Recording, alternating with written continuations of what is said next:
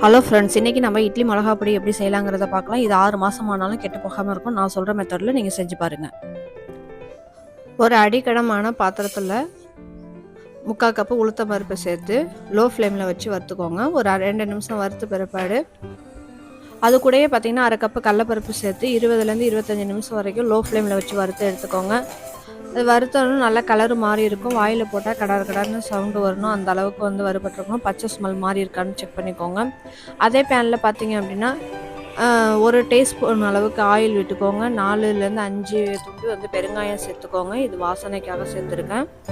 20லேருந்து 25 பட்டை மிளகாய் சேர்த்துக்கோங்க. இதை ஒரு 2 நிமிஷம் வறுத்த பிற்பாடு நம்ம ஆல்ரெடி வறுத்து வச்ச கடலப்பருப்பையும் சேர்த்து வறுத்துக்கோங்க. அது கூட உப்புமே சேர்த்துக்கோங்க. இதுவுமே 2 நிமிஷம் வரைக்கும் வறுத்து எடுத்துக்கோங்க. வறுத்ததும் ஆற விட்டுடுங்க. அதை ஒரு மிக்ஸி ஜாரில் போட்டு அரைச்சி எடுத்துக்கோங்க. ரொம்ப நைஸாக அரைச்சிக்காமல் கொஞ்சம் குறை குறைப்பாக அரைச்சிக்கோங்க. இது ஒரு ஏர் டைட் கண்டெய்னரில் போட்டு ஸ்டோர் பண்ணிக்கோங்க.